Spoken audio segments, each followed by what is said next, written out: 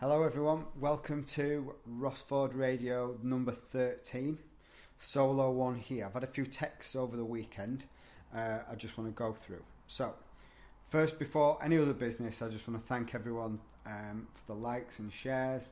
I'm trying to develop my business to be more online and help people out through the internet as the gyms are closed. So a lot of my friends are sharing stuff and people are commenting, which is really useful, and giving reviews and adding stuff. So that's really, really useful. So I just want to say a big shout out, thank you in the first minute to everyone who's done that. It really helps grow what I'm trying to do.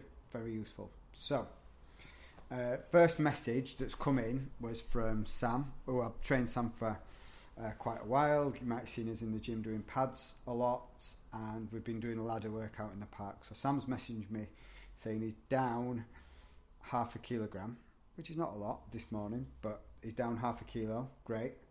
But his fat percentage has stayed the same. So this could be lots and lots of things. Lots of things that could be down that aren't body fat, stored body fat. So first one that springs to mind is bowel movements. So it's not uncommon for that to have an effect. Second thing, hydration levels, which is not quite the same as water movement. Carbohydrate intake. If it's reduced to carbohydrates, when the body stores carbohydrates, they store it with water. So if you reduce carbohydrates over the weekend for whatever reason, that will lead to more water being secreted, more water being excreted, which would then mean a drop in weight without a drop in stored body fat. The third thing is doing it on his bathroom scales. Although they're probably expensive for bathroom scales, they're generally not a super accurate measure of body fat, and it's difficult to get an accurate measure of body fat without some really expensive machinery. So the second point is, let's not take that body fat measurement super officially. It can be affected by the batteries of the machine. Other things that affect your body fat reading are age. Why would age have a difference on your body fat when you put all the stuff in the machine? And we've tested body fat readers, like expensive ones in gyms and stuff like that, and you can we go on it in the morning, go on at lunchtime, go when we go home, and you can have 3 different readings. So your body fat obviously doesn't change over those 3 different time periods through the day, or not massively as the machine led us to believe. So the alternative to body fat testing, I mean, it does have a minor use, but we prefer to build a bigger picture, literally, by using selfies. Mobile phone cameras obviously come on leaps and bounds in the last few years. They are super useful for documenting your progress and where we're at and what's going on.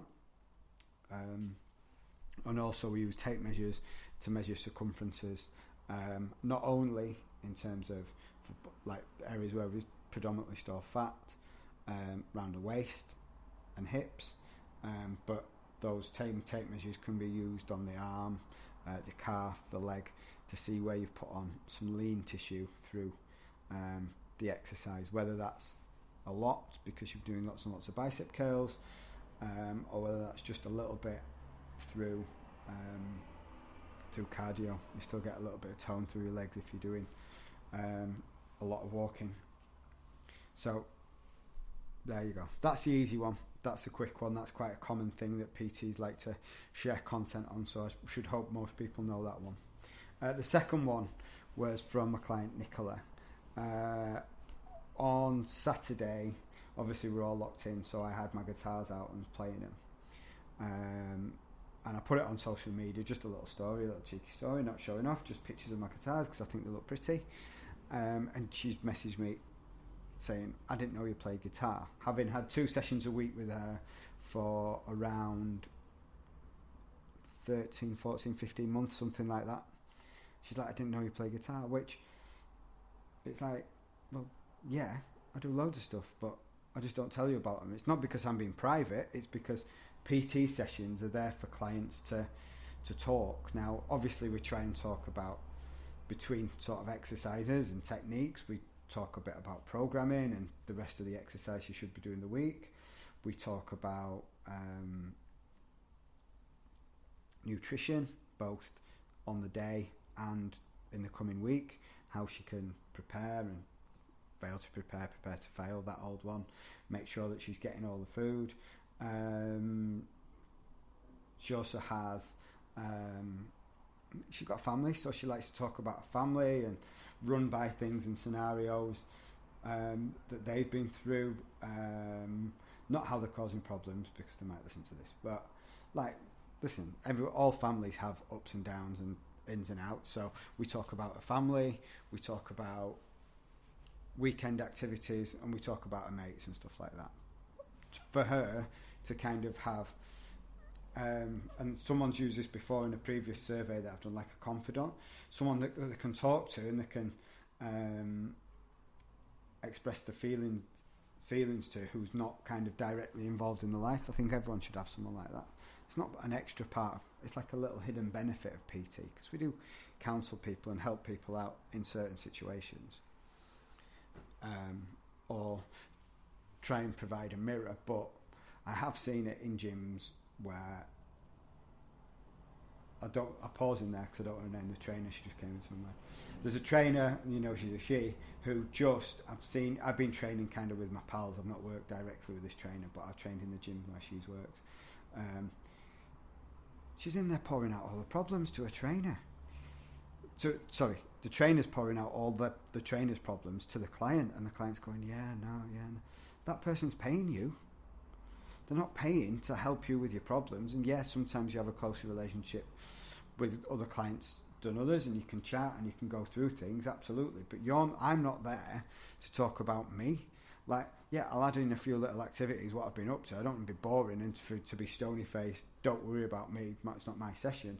But the point is trainers should not be waiting to see clients to offload their problems. Sometimes I bounce ideas off about if a client's got a certain area of expertise or business or recruitment, or I know they're particularly good at saving money. That's kind of my thing that I'm working on the last couple of years.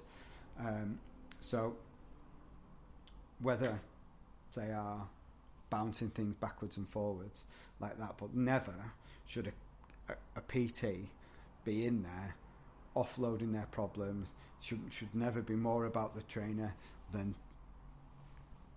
the client. The client needs to come first and offload. But if something's funny that's happened that can add value to the session, by all means, yeah, I do share things like that.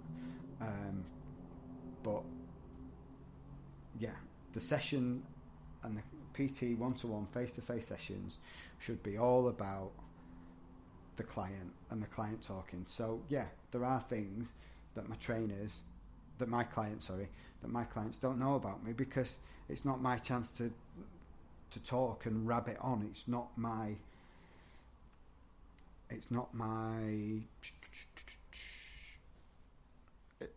session. I'm not a chatter. I'm there to help someone and provide assistance. And quite often, and this is not just Nicola, they need a bit of cajoling and a little things pulling out, and there's things that need to be, did you do all the things we spoke about last week? Are we doing all the things that we're going to do this week? How the macro plan's going, how activity levels are, how work is. Yeah, so that's what you should be talking about. Last time, the client should not be there to help PT solve the problems. Should not be moaning. That's bad form. The last thing I want to talk about is I've just done a bit of snooping around on the internet. There's a few useful websites that PTs use where experienced trainers write blogs, and there's books that come out and stuff like that. These can be useful websites. Now this one, the Personal Trainer Development Centre, has got a lot of business stuff, and there's a lot of stuff really useful in there. One of the major tips I got from there was, if you're training in a gym and you're a PT, you should have some clips on you all the time, so that when you get onto a piece of equipment, you've got clips in your pockets. You don't go after hunting around for clips, so you save a little bit of time, and you just look a bit more professional. So it's by John Goodman. It's a good website. If you're a trainer and you're listening to this, check it out. But that website now has got a product on offer for PTs to lose weight. I'll say it again. That website is developing a product for trainers to go on and lose weight. Now, that trainer's job is to help people lose weight, and they should be most of the time. Sometimes it's hypertrophy, sometimes it's sport performance, but let's say that the high percentage of PTs, their life is there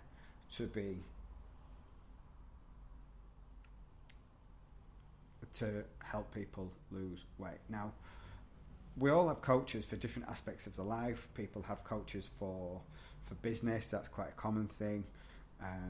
People have coaches for mindset, business, social media coaches help people coach. I probably need a coach for this podcasting because it's rambling. I say a lot. But the point being is, just think, if you're starting out in the business of being a personal trainer and you need to pay someone to help you get in shape, what does that say about you, and what does that say about your training? And I know why he's done it. I know why it's on there, because I know a lot of trainers put into play, think in their mind, I need to be fit to go and approach people, I need to be fit to go and sell. So it's a great move by him, but the personal trainer, just, I'm thinking, it's an old adage, and I've said it a lot before, your body's your business card, and you should be able to drop body fat or put muscle on or do an event or have a level of fitness that kind of says, I've got a good level of fitness, I know what I'm doing. Without, and I'm not questioning people that don't know the thing, they don't know the knowledge, they don't know the coaching techniques, they don't know the planning. I'm not saying they don't know that, but part of the journey of being a personal trainer is having something about you fitness-wise, being able to do it. And I know coaches out there work with other coaches, and it can be useful to gain knowledge and gain something about you and that little bit of accountability. But the way this course was marketed for PTs to lose weight at the start of the business, it was it got me thinking. If you've got any thoughts on that, get them dropped in and we'll go through it, have a conversation. It's more of a conversation for me. That is that what you want? Is that what you think? If you want to make a career of this, and lots of people do at the moment, should you be in good shape? Should you be able to look after your body weight to a certain degree? Like, I know bodybuilding's completely different, and how the people train and coach down and boil themselves down and peak for that's kind of real specialist knowledge. But for losing weight, I think that's a different kettle of fish. Right, that's enough for me today. Thank you very much for your support. Thanks for getting this far. I appreciate it. Depending on where you're getting this, can you make sure you give it a little like, share, subscribe, comment? It all helps things get real busy. I appreciate you all for listening. Thanks for getting this far on this one. Again, if you've got any feedback, drop it in and we'll take it on board. If you want to come on and challenge me to something, or if you want to come on and say, I don't think this is right, let's come on, let's have a discussion. We've got time, we've got infinite amount of internet to use up. Right, thank you, that's me out. Have a wonderful day.